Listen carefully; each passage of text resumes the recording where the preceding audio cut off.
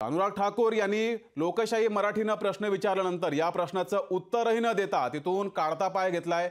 आपल्या लोकशाही मराठीवर जी कारवाई झालेली आहे या कारवाई संदर्भात आपले प्रतिनिधी चेतन ननावरे यांनी माहिती प्रसारण मंत्री अनुराग ठाकूर ज्यांच्या विभागाकडून कारवाई झाली त्याच विभागाचे मंत्री आणि त्या मंत्र्यांना प्रश्न विचारला असता या प्रश्नाचं उत्तर देण्यास अनुराग ठाकूर यांनी टाळाटाळ केली आहे।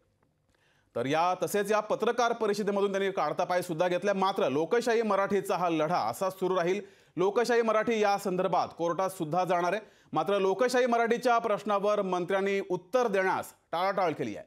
अनुराग ठाकूर यांनी पत्रकार परिषदेमधून त्यानंतर काढता पाय सुद्धा घेतला।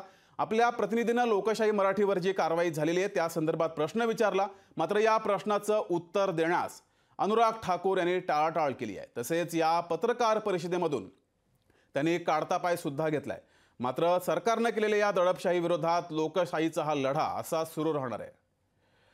विरोधी पक्षनेते अंबादास दानवे आपल्या सोबत जोडलेत। दानवेजी, अनुराग ठाकूर माहिती आणि प्रसारण मंत्री त्यांच्याच विभागाने लोकशाही मराठीवर कारवाई केली आणि या संदर्भात त्यांना प्रश्न विचारला असता आपल्या लोकशाही मराठीच्या पत्रकारांना प्रश्न विचारला असता याला उत्तर सुद्धा त्यांनी दिलं नाहीये। हे लोक सगळे हुकुमशहा जे आहेत या देशातले त्यांचे बांधील आहेत, हे सुद्धा त्यांचे पटीक आहेत। यांना या देशात जी हुकुमशाही लागली जाते हे आणीबाणीच्या विरोधात बोलतात, पण आता आणीबाणीपेक्षा पुढची परिस्थिती यांनी निर्माण केली आहे। लोकशाहीचा जो चौथा स्तंभ आहे याला सुद्धा ते दाबण्याचा प्रयत्न करतात।